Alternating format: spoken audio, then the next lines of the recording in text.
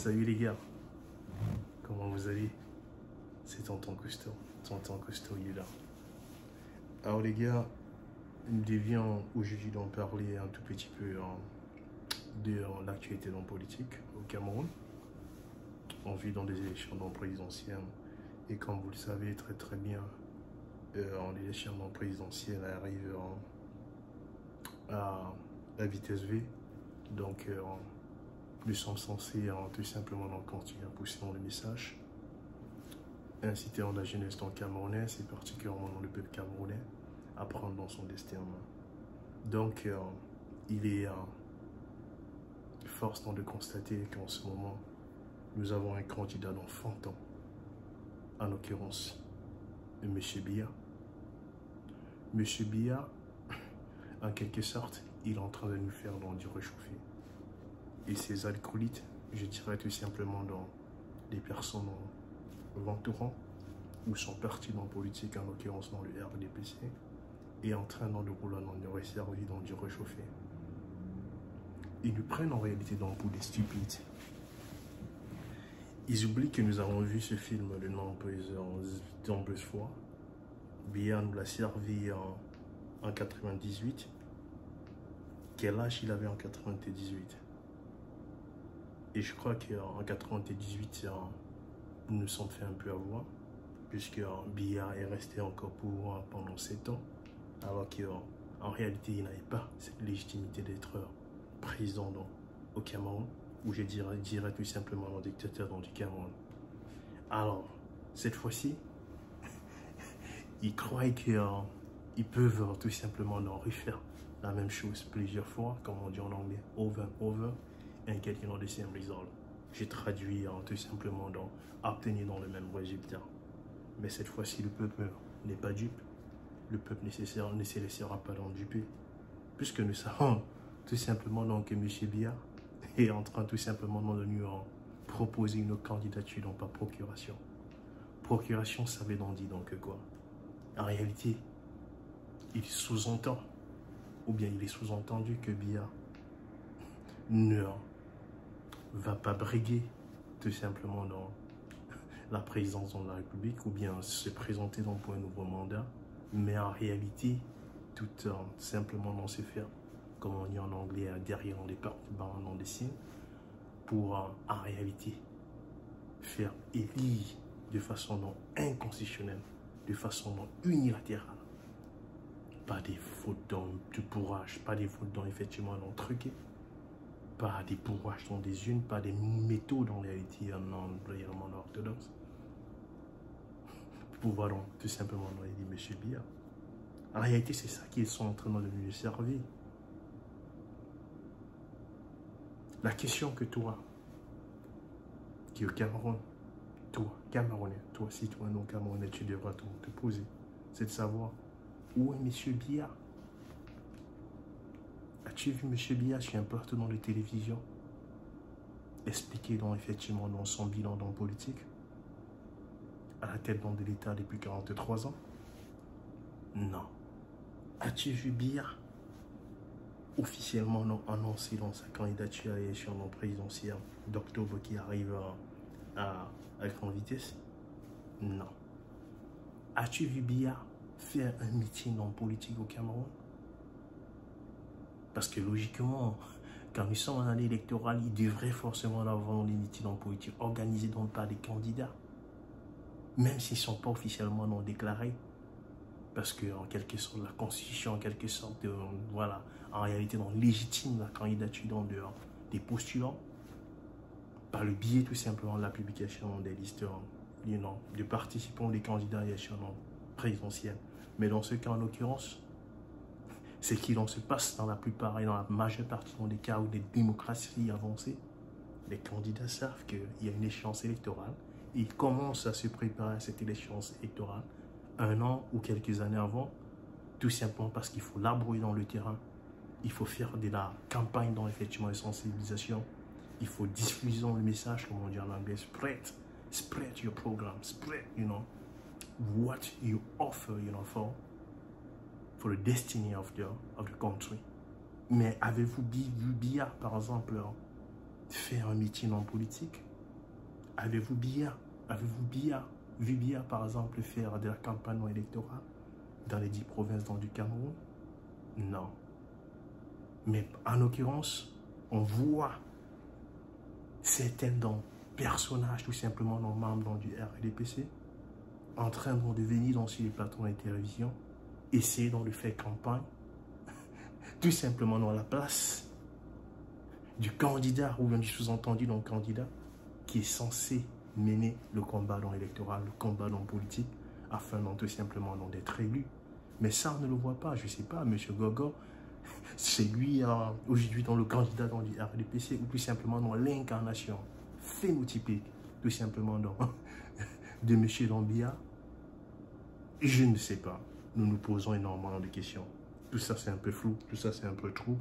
Et là, nous allons essayer tout simplement d'apporter dans le message, ou bien de décortiquer dans ce message, de le rendre beaucoup plus facile, plus lisible pour le citoyen moyen camerounais, afin qu'il puisse être tout simplement informé sur le choix ou bien les décisions politiques, ou tout simplement la vision, le destin dans le monde du pays qu'il choisira à l'élection présidentielle qui arrive très vite en octobre 2025. Donc, nous appelons tout simplement à M. Biya de clarifier dans sa position, de sortir tout simplement de ce que je vais appeler le brouillard, de sortir tout simplement effectivement de sa cachette et d'annoncer publiquement. Et vous savez tous pourquoi est-ce que M. Biya ne le fait pas? M. Biya ne le fait pas tout simplement parce que c'est un système qui dirige dans le pays. Nous savons tous que M. Biya est incapable de pouvoir diriger dans le pays, comme il a toujours été incapable de diriger dans le pays depuis des décennies. Aujourd'hui, c'est un système en réalité qui dirige dans ce pays, en ayant tout simplement à sa tête M. Biya.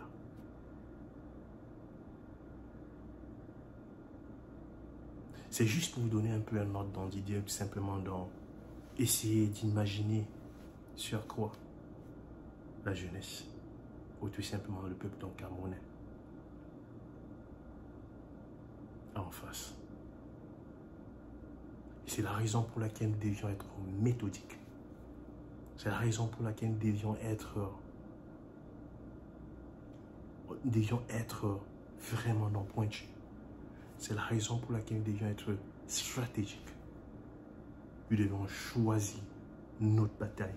Nous devons choisir nos combats. Comme on dit en anglais, you choose your battle. C'est très très important de véhiculer dans ce message, d'apporter dans ce message aux populations camerounaises, à la jeunesse camerounaise. Il est fini dans le temps où à coup de corruption, à coup effectivement je ne sais pas, de millions, à coup tout simplement des moyens détournés comme le bourrage dans les unes,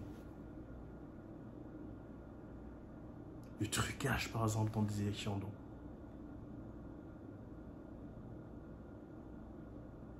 forcer l'élection d'un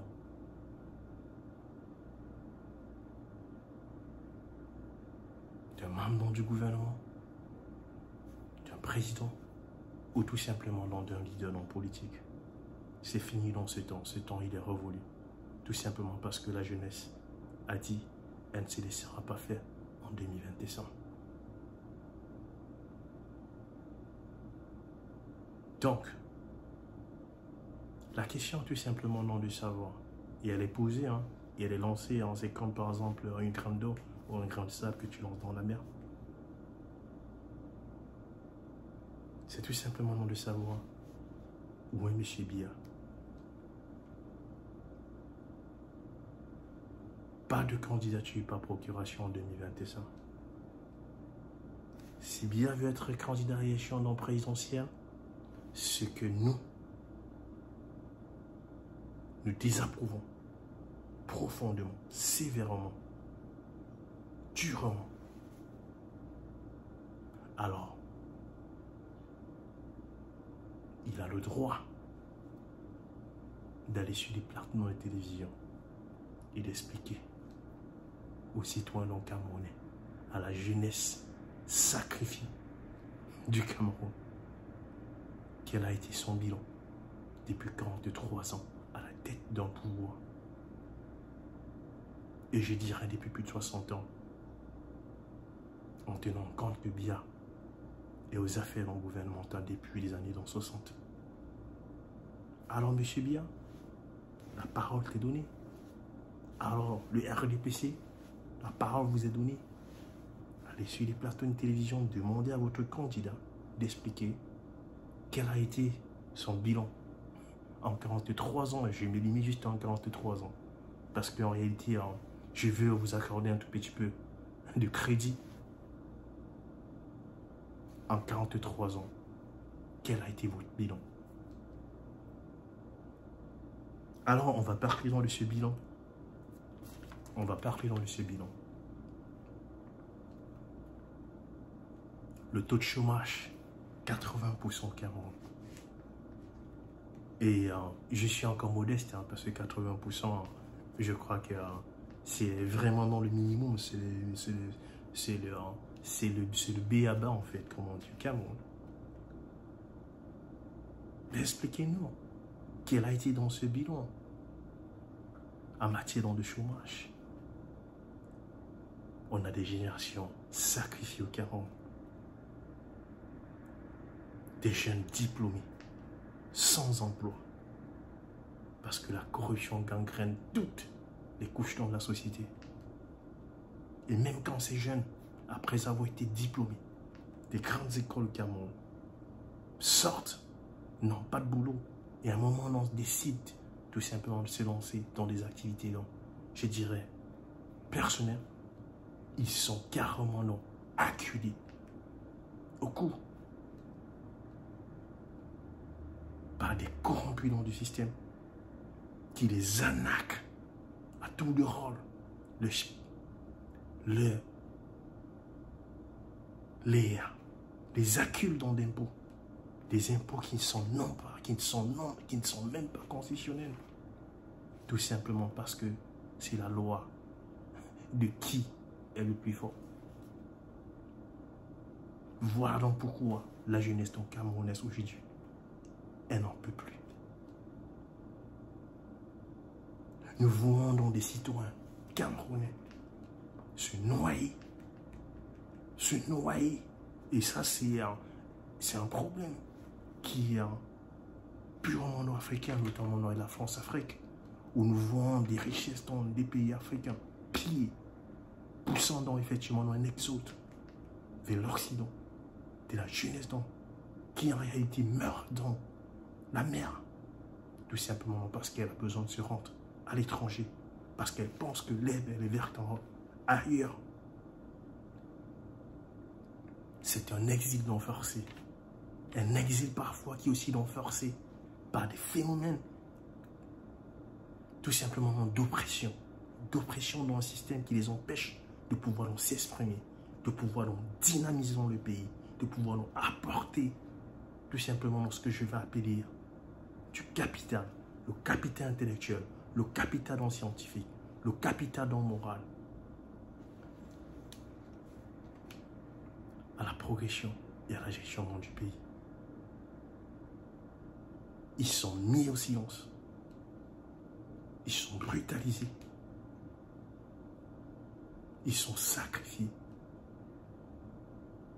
Et c'est un sentiment mortifère que beaucoup de citoyens camerounais, et particulièrement la jeunesse camerounaise, a et vit en ce moment. Et c'est la raison pour laquelle nous voulons changer cela. C'est la raison pour laquelle nous voulons siffler la fin de cette récréation. C'est la raison pour laquelle nous avons un seul mot d'ordre, le dégagisme en 2021. Alors, revenons au bilan de M. Biya. Ça fait 43 ans pour Quel est son bilan en matière de construction de routes, de travaux non publics, à travers l'étendue du territoire?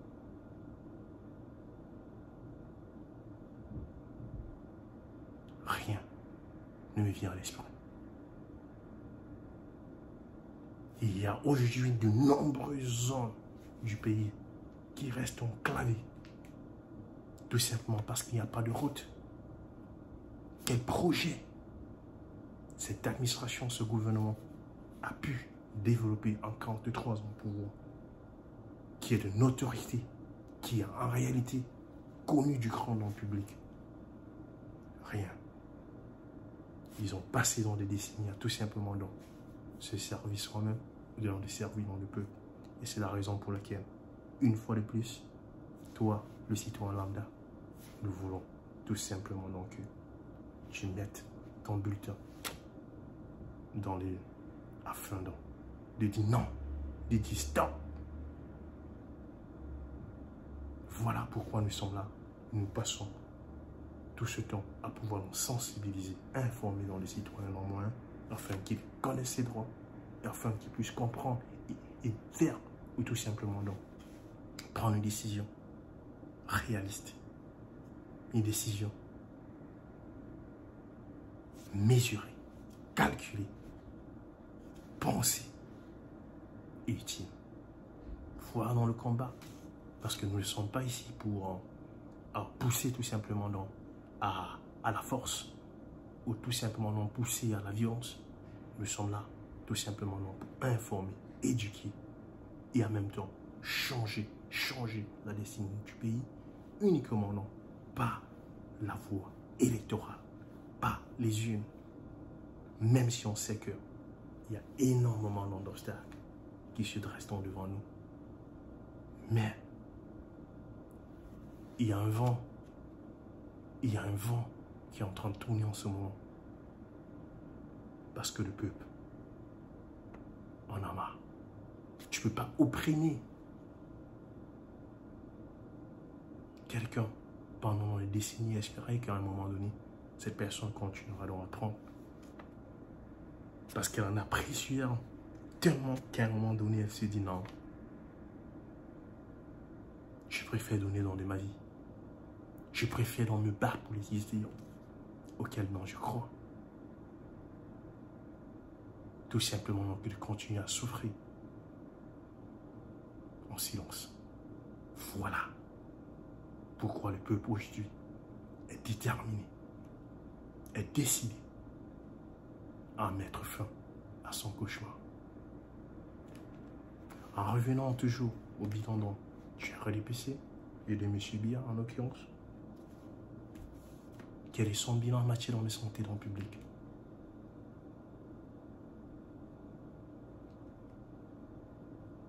Quel est le statut de l'administration hospitalière dans le Cameroun? Zéro. Quelles sont les compétences dans le domaine médical? Zéro. Quels sont les programmes de recherche qui ont été multipliés pour essayer de traiter des maladies dont les Camerounais sont victimes? Zéro. Le Covid en a été un exemple.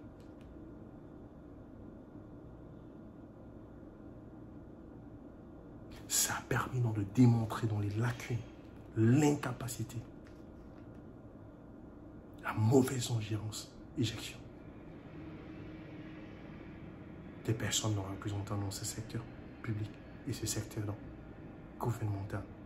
Quelles sont les politiques sanitaires mises sur place pour enfin contrecarrer la propagation ou tout simplement l'émergence de ces maladies non tropicales dans la région, par exemple, de l'ouest du Cameroun, dans les zones enclavées du pays? Zéro. Nous voulons que M. Biya aille sur les plateformes de télévision et expliquer son bilan en matière sanitaire depuis 43 ans à la tête du pays. Nous avons besoin de toutes ces explications. Et j'ose croire que Il nous expliquera forcément donc que ce bilan a été positif. Mais le peuple lui dira, dégage. Alors nous continuons. Quelle a été la politique dans le monsieur bien national étranger? En politique dans l'étranger, comme on le dit souvent. La duplicité.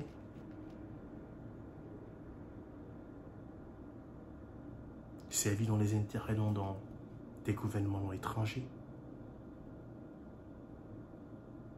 Être une marionnette à la tête du pays qui sert dans les intérêts dans l'étranger. Non. Je pense que ça, ce sont des questions non légitimes que tout citoyen camerounais devrait se poser. Et poser tout simplement non au RDPC ou tout simplement dans le parti dont un billet est issu. Expliquez-nous en 43 ans au pouvoir. Nous voyons un peu partout autour de nous des pays par exemple africains qui ont décidé de prendre leur destin en main, notamment en l'occurrence dans le pays de Thomas Sankara, le Burkina Faso.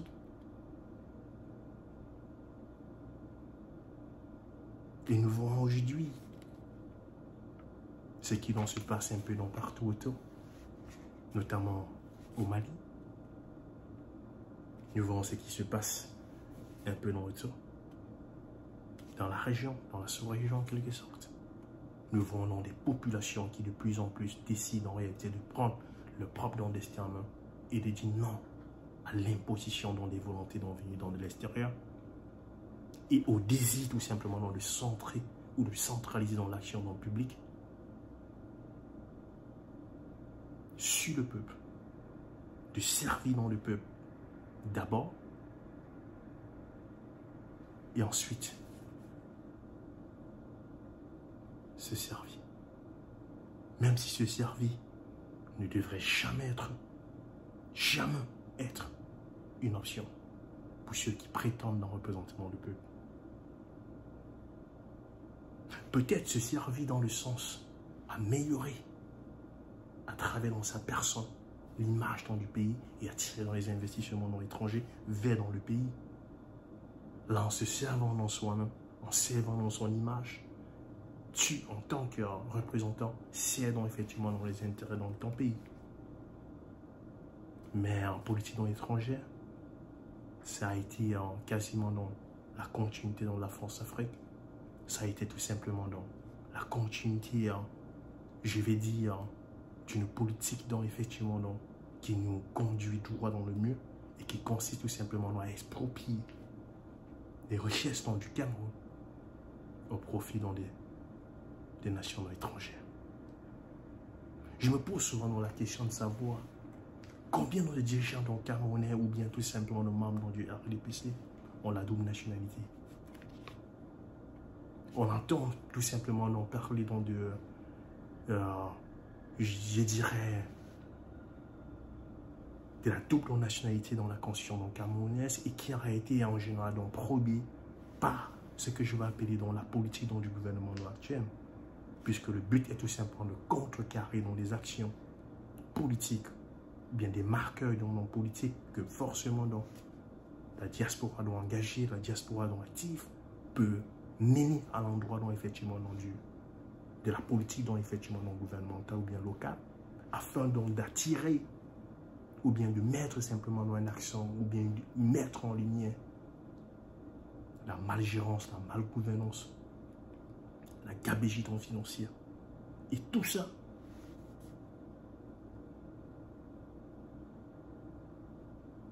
alors, que fait en général dans certains pays, en l'occurrence, je dirais forcément dans le Cameroun, pour contrecarrer ou bien tout simplement pour stopper, ou en quelque sorte pour essayer je vais dire, de nicher ou bien en réalité tout simplement de mettre ça sur le tapis. On va donc créer des lois tout simplement de quoi?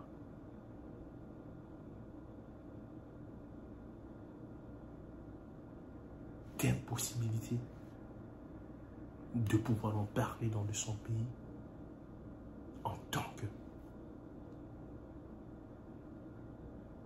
sont donc détenant la double nationalité, puisque le reproche leur seront faits immédiatement de tout simplement d'en pointer dans du doigt le fait qu'ils ont une double nationalité, sous-entendu qu'ils ne sont pas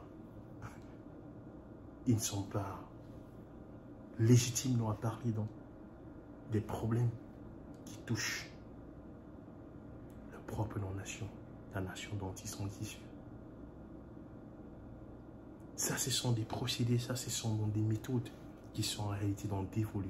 Ça sont des procédés, des méthodes qui ont été utilisées de nombreuses de fois. Pas simplement au Cameroun, mais pratiquement dans beaucoup d'autres pays où le droit est piétiné, le droit est saboté, le droit est mis à mal. Et c'est la raison pour laquelle nous voulons informer et continuer d'en informer les populations à pouvoir prendre des décisions rationnelles. Alors, je revenais tout simplement à la même question. Combien de membres du gouvernement ou des personnes prétendant nous représenter ont la double nationalité? Je crois à ma connaissance, c'est un problème dans la constitution camerounaise, ou en quelque sorte dans la pratique de ce qui est censé être la constitution camerounaise. Et nous savons généralement à quoi conduit dans ce jargon de politique ou bien de pratique. Nous l'avons vu en Côte d'Ivoire, avec par exemple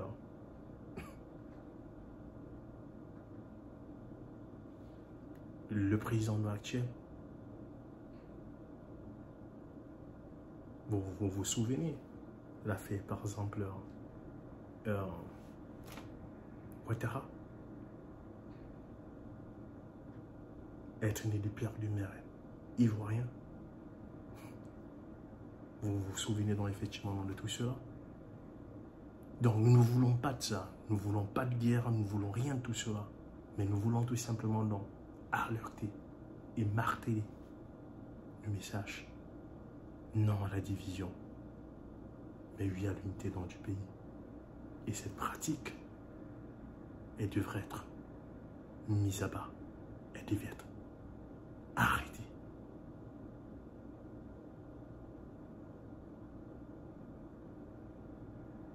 Si tu prétends donc servir dans ton pays, les intérêts de ton pays doivent passer avant.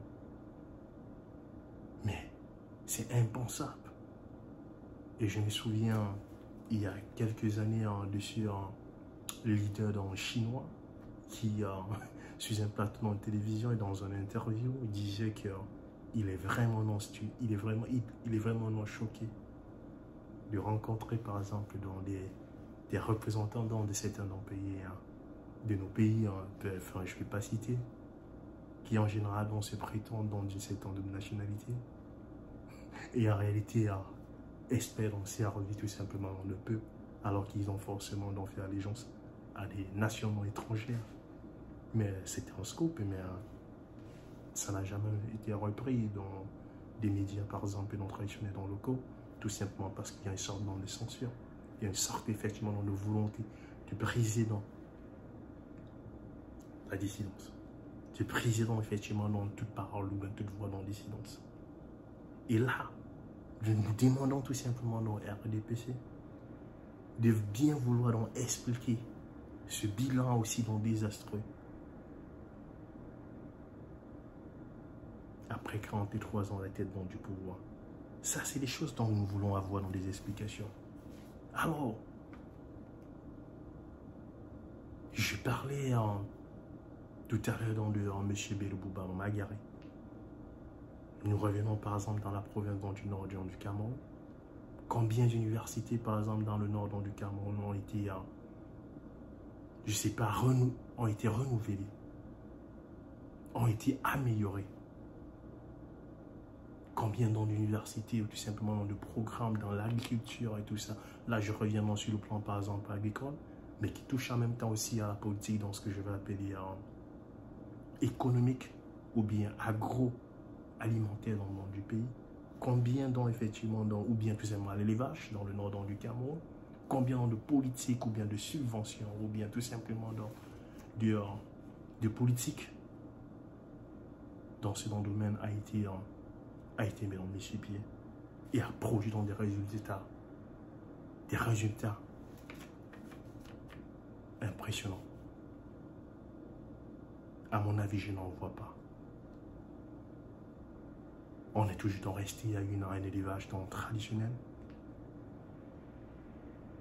Il n'y a pas de compagnie qui développe à l'échelle industrielle. En réalité, c'est se fait avec des moyens archaïques. Tout simplement non. Pourquoi? Parce qu'on a un gouvernement qui a décidé de ne pas servir dans son peuple. En conséquence, le taux de chômage augmente de façon exponentielle. La jeunesse se trouve sacrifiée. Les populations ont du mal à se nourrir. Et pendant ce temps, Bello Bouba Magari, sa mère quand même plein les poches.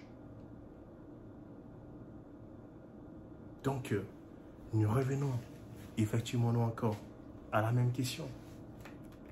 Parle-nous de ton bilan. En matière, par exemple, écologique, qu'en est-il? La déforestation dans le nord du Cameroun.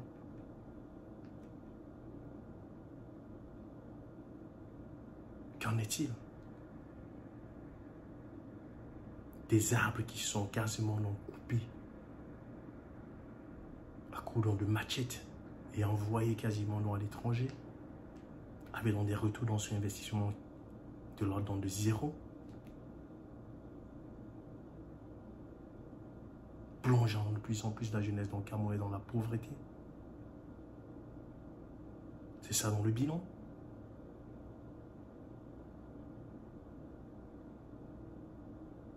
C'est désastreux. Alors continuons à parler de ce programme politique ou bien de ce bilan politique à la tête de l'État.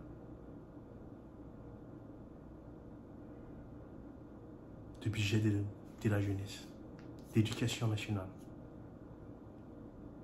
Continuer à former des talents.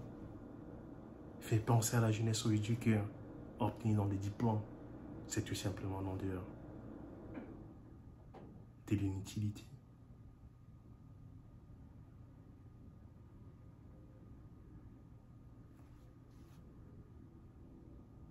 Fabriquer tout simplement des jeunesses incapables ou bien tout simplement sous-éduquées. Tout simplement parce que le message qui est envoyé ou tout simplement propagé, c'est de dire tu as beau avoir un doctorat, tu as beau avoir un master, tu as beau avoir un bachelor ou tout simplement une licence. Tant que tu n'as pas de connexion sur un don du pays, tu n'auras jamais un boulot. C'est ça le message qui est envoyé. Alors toi, jeune, tu comprends mieux dans ce message parce que tu sais, c'est ta réalité. Tu sais, c'est ma réalité. Et nous voulons mettre fin à ça. Nous voulons tourner dans cette page. Parlons-nous encore, parlons et continuons à parler de ce bilan.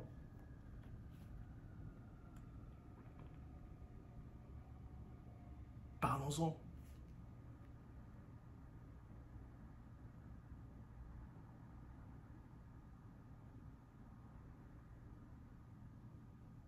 Vous voyez très bien que face à ce bilan accablant, on assiste aujourd'hui à une candidature par procuration du candidat du RDPC. C'est la raison pour laquelle vous voyez Gorgo, qui est en réalité une substitution tout simplement du leader de leur parti, qui essaye tout simplement de faire une campagne à la place de celui qui est censé la faire. Parce qu'en réalité, on essaye tout simplement de dissimuler l'intention. Mais il est sans doute candidat. Comme il a toujours été candidat. Ne vous trompez pas de chimie. Ne vous trompez pas de fusil d'épaule. Ne vous trompez pas de focus. Monsieur Biya est bel et bien candidat, pas procuration. Et face à ce résultat, face à ce bilan accablant, il est incapable, ou son parti en quelque sorte est incapable de pouvoir défendre ce bilan. Voilà la raison pour laquelle ils optent et ils optent par ce qu'ils savent faire de mieux. Une candidature par procuration. M. Biya ne fera aucun meeting. Le temps va s'écouler comme ça va s'écouler. L'objectif pour eux, c'est quoi? C'est de faire ce qu'ils ont toujours fait. Mais nous, citoyens, nous dirons non. Nous, la jeunesse camerounaise, nous dirons non. C'est pour cela que nous nous inscrivons massivement sur les listes électorales. Nous voterons massivement et nous aurons nos yeux carrément pointés sur la cible. Nous serons vigilants. Nous serons dans les bureaux de vote. Et nous nous assurons que toutes ces stratégies relèveront du passé. Parce que le bourrage dans les urnes, la mascarade électorale, ça ne se passera pas en 2021. Non. Enough is enough. Alors les gars, c'est à peu près le message que je voulais donc effectivement en faire passer à nos citoyens donc camerounais, à la jeunesse donc camerounaise, parce que nous sommes un peuple vaillant, nous sommes un peuple travailleur, nous sommes un peuple intelligent, nous sommes un peuple bosseur et courageux. C'est la raison pour laquelle nous prendrons notre courage à deux mains et nous changerons enfin la direction de notre pays en 2021. Et là, c'est quoi? Le compte il est à rebours. C'est dans quelques jours, c'est dans quelques semaines. Alors les gars, portez-vous bien. C'était tonton Costaud ou c'est tonton. Allez.